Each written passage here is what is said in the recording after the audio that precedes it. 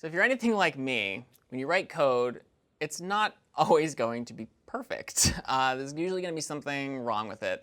And that is known as writing bugs. And part of being a computer programmer is learning how to debug or remove the bugs from programs. And there are a lot of different techniques and strategies that one might use to do this. And what I want to do in this video is show you 3 of the tools that are baked into CS50 IDE that you can use to help with your debugging or help trying to figure out what's going on in your system. And these 3 tools, which I'm going to just display the names of here, are known as Debug50, Eprintf, and Help50. We're actually going to cover those in reverse order. So we're going to start with Help50. So I have a couple of files pre-configured in my IDE. I'm going to navigate into my Help50 directory and just clear the terminal window here. And what Help50 basically does, it is designed to be sort of a virtual teaching fellow of sorts.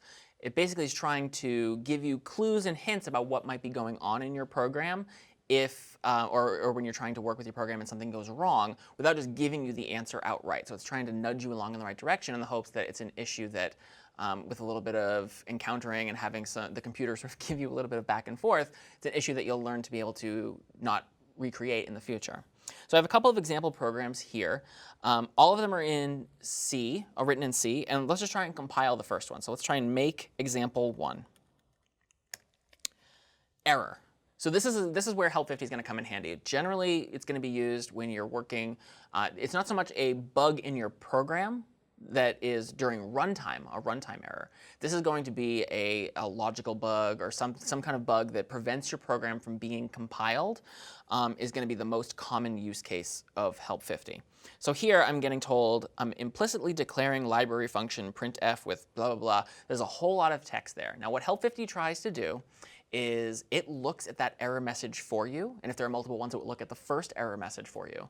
And it will try and translate that kind of arcane language into something a little more, hopefully, intuitive to use. And the way we use Help50 is pretty straightforward. We first type Help50, and then we do exactly the command we tried to do. So in this case, it's Help50 make example 1. Let's see if maybe Help50 can give me a little more information about what I might be doing wrong in my program. So I run it again.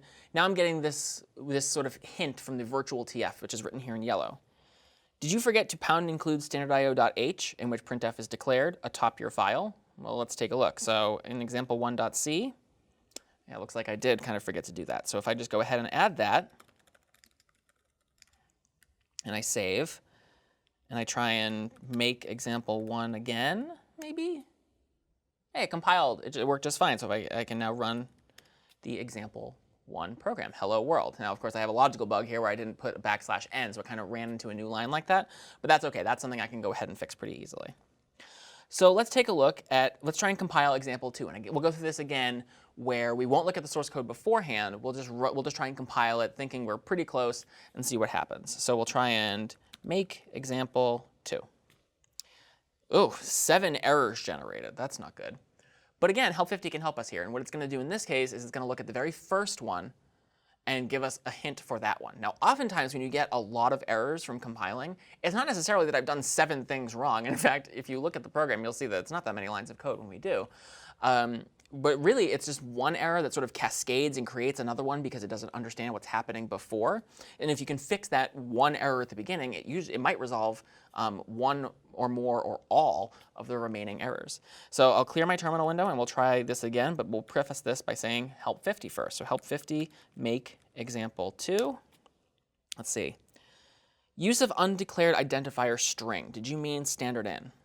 Well, I'm assuming probably not. Let's take a look at my code. Now, I meant to use string there on line 5. So by undeclared identifier, Clang means you've used a name string on line 5, which hasn't been defined. Did you forget to ~include CS50.h, in which string is defined atop your file? Well, here again, I did. I did forget to include CS50.h this time. So it gave me another clue here. But I had 7 errors, so hopefully this resolves most of them. Let's clear this and see if it does. We'll try and make example 2 again. And it did. So even though it said I had 7 errors, I really didn't. I just had the 1. And because that 1 kind of threw everything else off, it kind of cascaded down and really messed us up. All right, let's take a look at example 3. We'll try and make example 3. 7 errors again. Ugh, man. Let's see what I got here. Looks like I have a for loop that's going from 1 to 10, and it's supposed to print out a new integer on each line. That looks okay to me, at least at first glance. I don't really know what the issue could be here, but help 50 might be able to help us out again. So we'll try one more time. Help 50 make example 3. And again, you'll see that help 50 is commonly going to be used most of the time, although that's not all it can do. And we'll take a look at a couple of examples of that in a second. You're going to use help 50 most of the time when there are compile time errors that prevent your program from being compiled and have to be resolved first. So we'll try and help 50 this one. Looks like it says on line 5, it looks like you're trying to declare a variable that's already been declared elsewhere. I don't see that, but then it tells me a little bit more. If you meant to create a for loop, be sure that each part is separated with a semicolon rather than a comma. So here, I've got commas, and I'm supposed to have semicolons. So it's again little things like this where it's little syntax things where if you were able to get in touch with somebody who could just kind of look at your code really quickly and be like, oh, like you really just need to put a semicolon here instead of a comma, like that's the kind of thing where it stinks to get stuck in a jam where you're just waiting for somebody to give you that sort of shining moment, right, where suddenly the error is revealed. You can use help 50 to try and help you along and accelerate this so that you don't get stuck waiting, and you can get a little resolution for your errors a little more quickly. Of course, we'll just confirm with trying to make it again, and it compiled, no problem. I could run this program, and it will print out the numbers 1 through 10, each on separate lines. We can't see them all here because my terminal window is not big enough to hold them, but they're all there. All right, I got one more example here, and then I'll show you 2 examples of using help 50, not in the make context necessarily. So, or in the Clang context. So let's try and make example 4. I have one error, expression result unused, n times 5. Not really sure what that means. So let's just quickly pop open example 4 here at the top. Looks like what I want to do is have this print out 50. So I set n is equal to 10. I multiply n by 5 to get 50, and I want to print out 50. So I wonder what the issue could be. So let's help 50 make example 4. On line 6 of example 4.c, you are performing an operation, but not saving the result. Did you mean to print or store the result in a variable? So remember, when we are doing mathematical manipulations to variables, we always have to assign the result to something. And here what I probably meant to say is either n equals n times 5 to change n from 10 into 50, or the more shorthand version, n times equals 5, which would also work just fine. So I can save this. Hopefully this fixes it. I'll try and recompile it.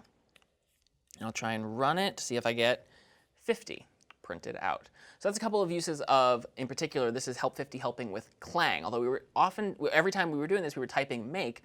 Remember that make is actually just a wrapper for Clang, which is the name of the actual compiler that we're using in CS50 IDE. What happens, though, if I try and do this? There's no file called example5. So make example 5. This, unlike the previous 4, this is actually going to be a help 50 that helps with a message from make as opposed to a message from Clang. Help 50, now obviously it's not there, so you can probably figure out what it means. But in case you didn't, I could preface it with help 50. Do you actually have a file called example5.c in the current directory? Well, I don't. So I'm trying to compile a program that doesn't exist. So this is just help 50 again giving me a clue like, well, maybe you're making a little bit of a mistake here. And it's true, I am making a bit of a mistake.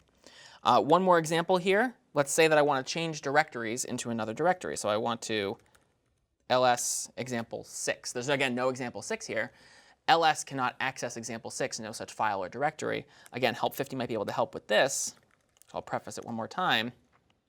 Are you sure example 6 exists? Did you misspell example 6? It doesn't exist. Maybe I had typed it wrong and I thought it was working. So that's just a reminder. Did you check that?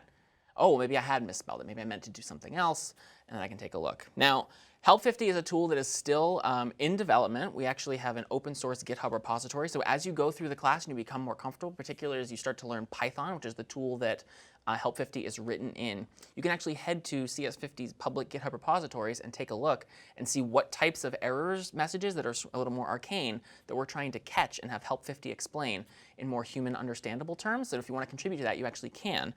So if you encounter an error that you're not getting, that help 50 doesn't understand, and you want to report that error and hope that somebody else maybe can help match it, you can do that through that platform as well. So this is definitely a collaborative tool, and we welcome you to continue to contribute either solutions as you become more comfortable or issues that we can try and resolve to make it more a more robust tool.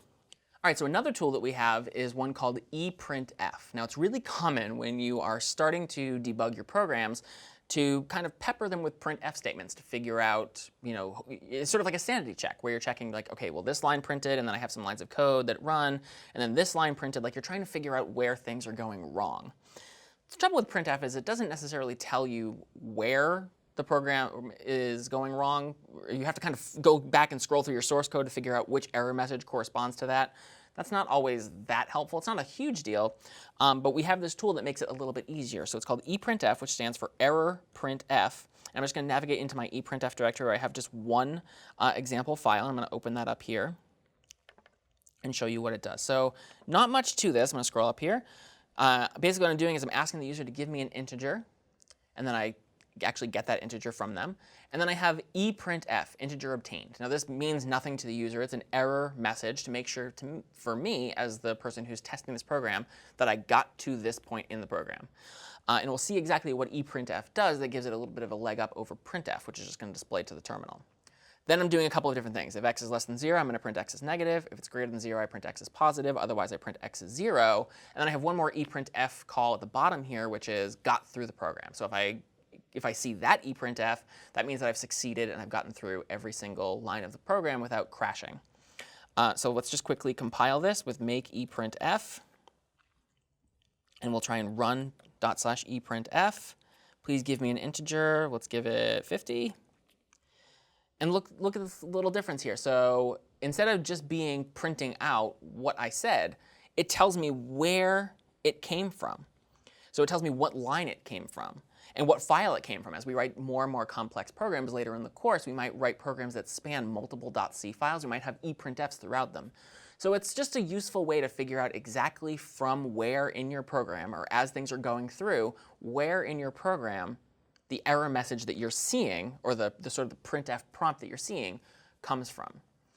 So that's definitely a good tool to familiarize yourself with, particularly earlier on where you might not need the more complex tools of a debugger, which we're going to talk about in a second, but you just want to get sort of a sanity check to make sure that things are working the way you expect them to.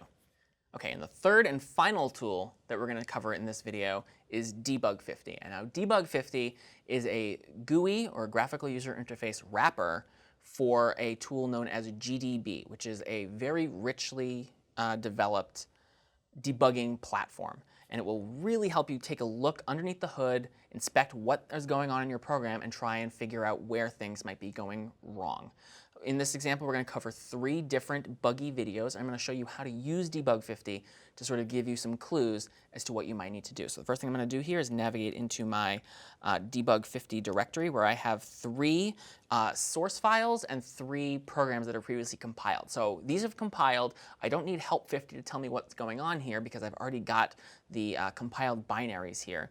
But there's something going wrong in these programs that is not what I expect. So the first thing I want to do is run Debug1's program, and then we'll take a look at Debug1's source code, and then we'll take a look at how Debug50 can give us a little bit more information about what might be going wrong here. So here's what we're going to do. We're going to go and I'm going to clear my terminal really quick, and we're going to run Debug1's binary. Provide a number. OK, I'll provide 1. You gave a 1. Seems pretty good. Let's try this again. Provide a number. I'll give it 2. You gave a 1. That's not right. 0. You gave a 1. So it's always saying I gave a 1 when I didn't. I gave 1 the first time. So let's maybe take a look at what's going on here. So I have my program. I'm providing a number. OK, that works. If x is 1, say you gave a 1. Otherwise, apparently I'm not doing anything. It's not supposed to print anything if I didn't give it a 1. So that's weird. So at this point, if you're familiar with the code, you might see where the issue is here. But let's pretend that we don't, or maybe you don't, and that's totally OK as well. This Debug50 tool can hopefully give a little bit more information, and we can see what's happening. So what I want to do is the first thing you need to do when you're working with a debugger like GDB is to provide a breakpoint. What a breakpoint is basically your program will execute until it hits that line of code, and then it will stop or break and wait for something to happen. If you don't know where to break in your code because you don't even know where the issue might be happening, it's totally reasonable to break at main. The way that you set a breakpoint is right here to the left of the line numbers. You'll notice that my cursor turned into a little pointer finger there. If you click once, you get this sort of red light or a stoplight. that's basically your indicator that you have set a breakpoint. So my program will compile, and it will run until it gets to line 6, at which point it's going to kind of freeze. And from there, I can make very slow steps through my program. Usually when we're running our program, it's like you compile it, and it's done. Here we can really force it to slow down and look what it's doing line by line by line and see if we can see where the issue might lie. So I've set a breakpoint. Now I need to run debug50. Debug50 /debug1, because that's the name of the program that I want to test. Hit enter. And on the right, and if you've watched our CS50 IDE tutorial introduction video, you notice I talked about the debugger tab. You'll notice the debugger tab on the right has popped open. And I'm given a little bit of information here. I have information about the call stack. So if I had multiple functions being called, it would tell me which function I'm in at the time and which functions are waiting for stuff to happen. Local variables in my program, their values, what type they are, and so on. Really useful stuff. So, and my program has frozen, right? It hasn't printed out, please provide a number. It's just waiting for me to do something. And the way I can control what my program does is up here at the top. I have resume, which is basically just going to speed through my program again, ignoring any more breakpoints. I have step over, which is going to move one line ahead. And generally, you're going to want to step over any functions that you did not write, because if you step into them, which is the next example, it's actually going to go and look at printf's code and start executing printf's code one line at a time. And we can probably assume that printf is OK, and we can probably assume that getInt, for example, is OK. So we don't need to step into those. We can step over them. If you're going into a block, for example, like an if or a function that you wrote, you might want to step into it, unless you happen to know for sure that it's not an issue in that function. So you can start to proceed through those line at a time. And then lastly, there's step out, which we're not in anything right now, so we can't step out. But if you step into a function and you realize, oh, I really shouldn't have done this, you can step out, which will just proceed through the rest of the function and then pick up again at the next logical spot. So what I want to do here is start to proceed one line at a time. So I want this to print out, provide a number. So I'm going to step over this line, which is going to execute it. You can see it at the terminal there at the bottom. Then it's prompting me to provide a number. So I'll give it a 3. 1 seems to work, so I'm going to give it a 3. And I'll hit enter. And then I will again step over. If x equals 1, printf, you gave a 1. So I kind of want to step into this. And in particular, notice what's going to happen here. Notice that right now it says my variable x has a value of 3, which is what I expect. But as I step into this, the value of x has changed to 1. It's no longer 3. So this statement is now true. It says, well, x is 1, so you gave a 1, and if I step over, that is what it will do. You gave a 1, and if I step one more time, the program finishes executing. Did you happen to see what the error there was? It's a silly little syntax thing, but I used a single equal sign instead of a double equal sign. So what I really did here is I assigned x to be 1. Regardless of what x was, at this point, I said x is equal to 1. I assigned x to 1. When I really meant to do this, if x equals 1. And now let's just save this program really quickly. And we'll recompile it, because we have to recompile a program if we want to rerun it. Use equals to turn this comparison into an equality assignment. Now, the reason that this worked is because I had put this extra set of parentheses in here. Generally, if you tried to do this, it wouldn't work. But I had to force it for purposes of this example, so I have to get rid of those parentheses as well. We'll try one more time to compile this program. Now compiled successfully. We'll clear our terminal window. And let's try and debug 50 one more time just to make sure that everything is working the way we expect. We still have our breakpoint set at line 6, so it's still going to freeze at the first possible opportunity after that. I want to step over this to provide a number. I'll give it 3 again.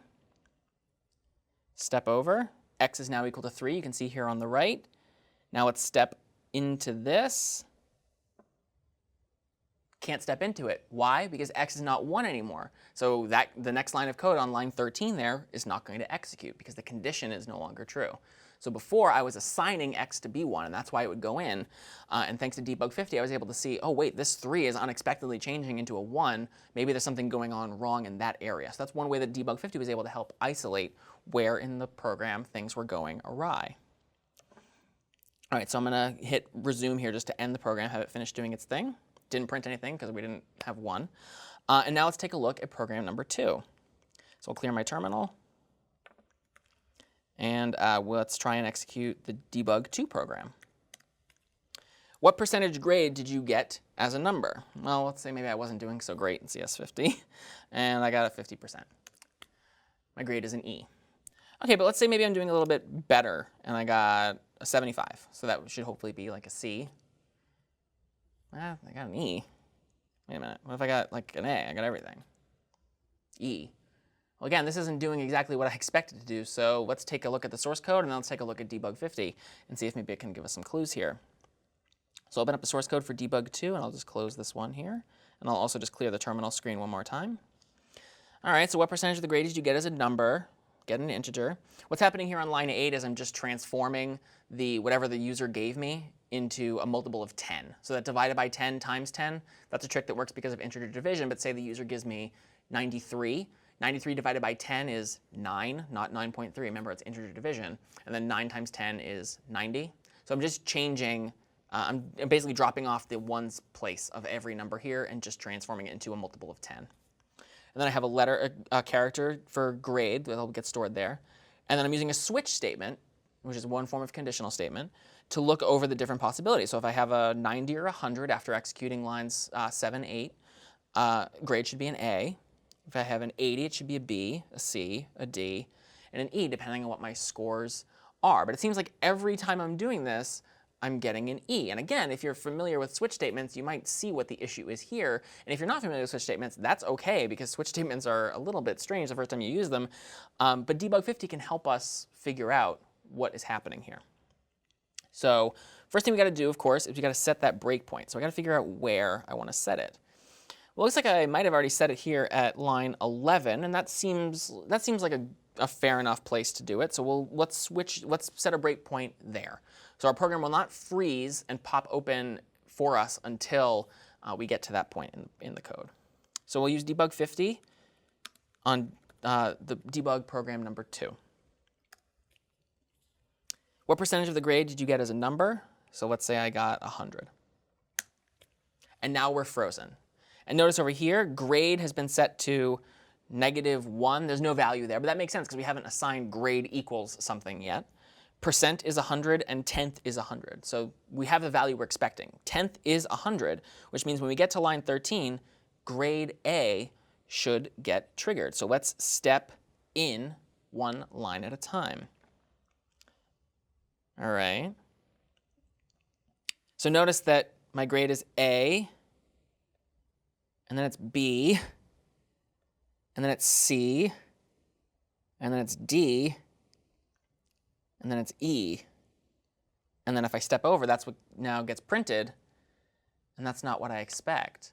So it seems like by using Debug50 to step slowly through my program, what was happening is I wasn't just triggering the one case that I wanted to hit. I seemed to be hitting all of the different cases, and the grade kept changing. It started out at the right thing. It started out as A, and then it became B and a C and a D and an E.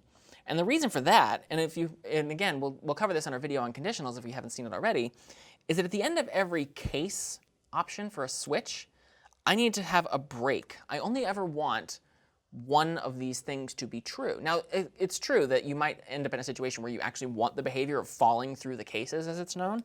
But that's not what I want here. I want explicitly to be assigned one value, and then I don't want to look at the rest of the options.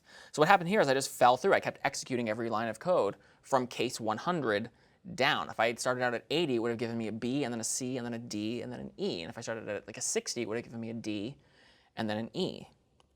So I don't want that. So I have to include break statements at the end of all of my different options within the switch. And if I save this, and I recompile it, and I clear my terminal and run it one more time. If I get 100, now I have an A. All right, that's good. If I got an 80, I have a B, and so on. And so again, by using the tools this time of seeing that I was hitting all of these different lines of code, not necessarily that variables were changing, although it was useful to see that A was turning into B and turning into C.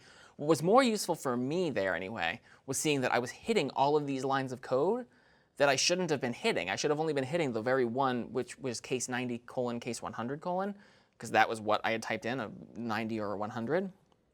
So it was strange that I ended up falling through and being able to see it go line by line as opposed to just the program running so quickly because it's so short, that was a good clue for me. We have one more buggy program, and let's take a look at that one and see if Debug3 can help us figure that one out as well. So I'll close this code window here, and let's run Debug3. How many stars? 5. Give me 6. How many stars? 0. Gives me 1. How many stars? 40. Well, I'm not going to count that, but it's 41 is what it is. So I'm getting a few too many stars. But if I look at my Debug3 source code, I'm going from 0 to X, and I'm printing out a star for every time. So it seems like that should be working just fine, but it's not. So maybe the debugger can help us figure this out a little bit more cleanly. So let's pop it open. Let's first set a breakpoint. It seems like the integer part is maybe not working. So instead of setting a breakpoint after that, maybe it somehow is turning 5 into 6. I don't know. Let's set a breakpoint before that. Let's just set a breakpoint right at main. And there was a breakpoint here. We'll just get rid of it. You can double click on a breakpoint to make it go away if you don't want to use that one anymore. And you can also set multiple breakpoints. We're not doing it in these examples, but I could set a breakpoint at the first spot and then maybe another one a little bit later on. It would stop at that point as well. All right, so let's try and compile this. So really quickly, recompile, and then we'll run Debug3 to take a look at what's happening in this program. All right. How many stars? So again, we broke at main, so it's going to freeze at line 6 and wait. If I step over this line, it will print out how many stars. Let's say that I want 5. And then we'll step over this, because we don't need to step in to get in, presumably. And when we get through, i's value is 32,677, which is actually OK. It hasn't been set yet because line 9 has not executed. But x is 5. It didn't somehow transform into 6. So what I now know, at least, is that my error somewhere happens from line 9 down. It's not line 6. It's not line 7. It's got to be after that because x has the correct value. It has 5. It didn't somehow get transformed into 6. But i's value is 32,767. This is a red herring. This is not a bug. Like I said, line 9 has not executed yet. Once line 9 executes, then I will be set at least to 0, as we'll see right now. So we'll step into this loop. Notice now I is 0, which is what we expect. Then it will print a star. I'm going to step over that because I don't want to step into printf. So we'll step over. Notice that it printed 1 star to the terminal. Step again. I is now 1. That's what we expect. We went through one iteration of the loop.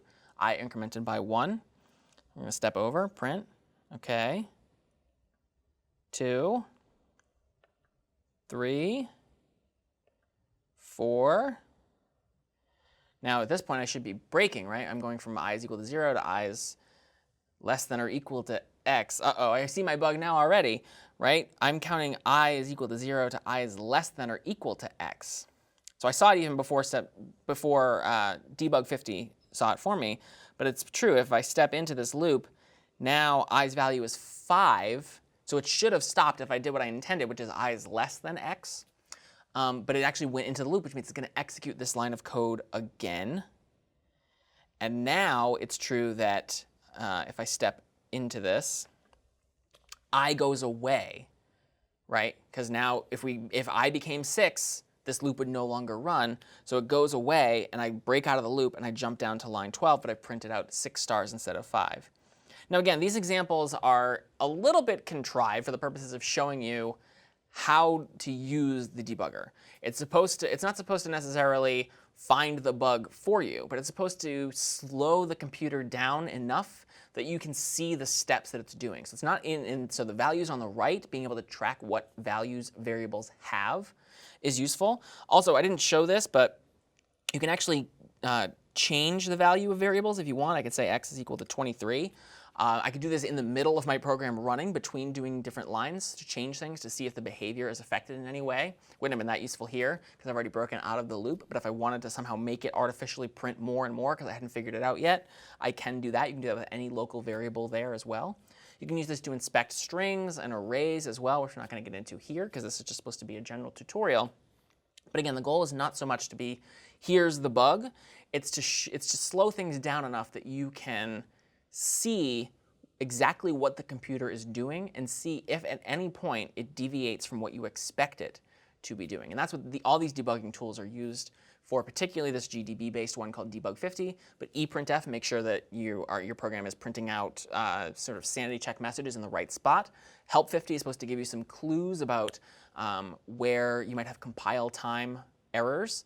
And Debug50 is supposed to help you figure out how to where your runtime errors are. So use all these tools in conjunction, and you'll be well on your way to debugging code like an expert in no time. I'm Doug Lloyd. This is CS50.